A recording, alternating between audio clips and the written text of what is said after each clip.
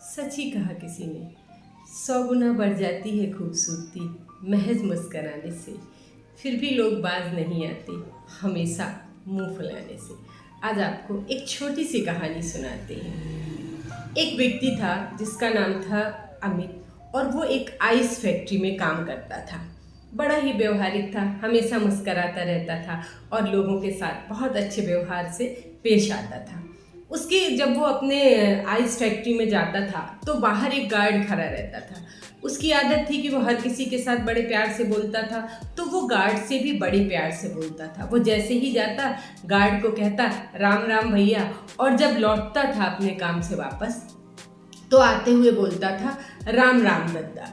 ऐसा कहते हुए वो एक रूटीन था आने जाने का, कि वो इस तरीके से आता जाता था और सभी से बोलता था। अंदर भी जाके जितने लोग वहाँ काम करते थे सभी के साथ वो बड़े ही प्यार से बोलता था।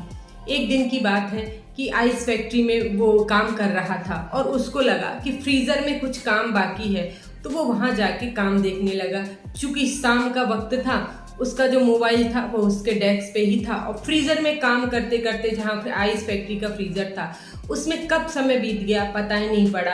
लोगों के वापस जाने का टाइम हुआ और धीमे धीमे लोग चले गए, और ये वहीं फ्रीज़र में बैठे बैठे काम करता रहा। जब सभी लोग निकल गए तो जो वहाँ ताला बंद करने वाला व्यक्ति था वो आया, और उसने देखा कि सभी चले गए। उसने ध्यान नहीं दिया और ताला बंद किया चला गया।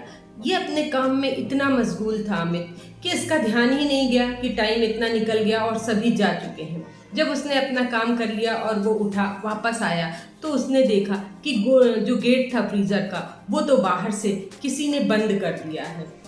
वो परेशान हो गया। उसने अपनी जेब में हाथ डाला कि वो फ़ोन करे कि वो फ्रीज़र एरिया में लॉक हो गया है, लेकिन ये क्या था, उसका जो मोबाइल था वो तो उसके डेस्क पर ही छूट गया था। अब उसे कुछ समझ में नहीं आ रहा था। वो सोचने लगा, उसके मन में 10 तरीके के विचार होने लगे कि अरे मेरे घर में मैं ही अकेले कमाने वाला हूँ, अगर अब तो मैं यहाँ रात भर बंद रहा तो मैं निश्चित ही मर जाऊँगा। और अगले दिन एक हॉलीडे भी था, और जब मुझे यहाँ से बाहर निकाला जाएगा तो मेरी डेड बॉडी ही बाहर आएगी, और मेरे बीवी बच्चों का क्या होगा, उनके पास तो आजीविका का कोई साधन भी नहीं है। ये सब सोच के वो बहुत परेशान होने लगा और प्रभु से कहने लगा, प्रभु मैंने ऐसी मृत्यु तो नहीं चाही थी, प्लीज़ आप कोई ऐसा काम करिए भगवान कि मैं यहाँ से बाहर निकल सकूँ। धीमे धीमे फ्रीज़र एरिया का ठंड बढ़ने लगा और वो ठिठुरने लगा। एक टेबल रखी थी, वो उसके नीचे जाके बैठ गया और भगवान का नाम जप रहा था और सोच भी रहा था अब तो उसकी मृत्यु निकट है। धीमे धीमे उसका शरीर अकड़ने लगा। एक बाहर कांच, गेट पे कांच भी लगा हुआ था। एक बार वो वहाँ भी गया और उसने देखा, लेकिन दूर तक उसे कोई दिखाई नहीं पड़ा। लाइट्स ऑफ हो चुकी थी और वो अकेला अंदर था। वो सोचने लगा कि अब तो सिर्फ उसे राम का नाम ले, क्योंकि उसकी मृत्यु निकट है। थोड़ी देर जब वो टेबल के नीचे बैठने लगा, उसके हाथ पैर अकड़ते जा रहे थे, उसे एक खटखट की आवाज़ सुनाई पड़ी। उसने देखा कि कहीं कुछ बाहर एक मूवमेंट है। उसने बोलने का प्रयास किया, लेकिन वो शायद बोल नहीं पा रहा था। तभी उसे गेट खुलने की आवाज़ आई। गार्ड भैया जी थे और फ्रीज़र के अंदर आकर उन्होंने देखा तो उन्हें टेबल के नीचे जो है अमित बैठा दिखाई पड़ा। उसकी इतनी भी हिम्मत नहीं थी कि वो टेबल के नीचे से बाहर निकल पाए। गार्ड भैया जी ने उसे टेबल के नीचे से बाहर निकाला, ले गए, हीटर के सामने कुछ देर बैठाया। कुछ देर हीटर के सामने बैठने के बाद उसमें जान आई और उसने गार्ड भैया जी से बोला कि भाई दद्दा आप कैसे अंदर आ गए, आपको कैसे मालूम था कि मैं अंदर हूँ। उन्होंने कहा, देखो मैं यहाँ गार्ड का काम करता हूँ, यहाँ लोग मुझसे अच्छे से बात नहीं करते, अधिकांशतः लोग तो मुझसे इग्नोर ही करके चले जाते हैं। कुछ ही ऐसे गिने चुने लोग हैं जो मुझसे बोलते हैं या मुझे देखकर मुस्कराते हैं, और आपका तो एक नियम है, आते हुए राम राम बोलना भैया जी और जाते हुए राम राम दद्दा बोलना।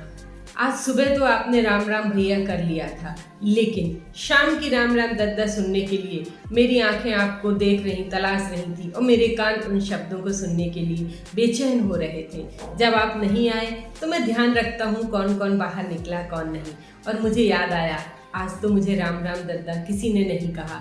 मेरे मन में कहीं ऐसा हुआ कि मैं आपको अंदर जाके देखूं। जब मैं अंदर गया तो मैंने देखा आपकी टेबल पे आपके मोबाइल था और आपका बैग था, लेकिन आप नहीं थे। मेरे मन में आया, मैंने सारी जगह आपको ढूंढा कि चलो फ्रीज़र एरिया में भी जाके एक बार देख लेते हैं। और जब मैं अंदर गया तो देखा टेबल के नीचे आप बैठे हुए थे। मैं निकाल लाया, देखा आपने राम नाम शब्द का कमाल।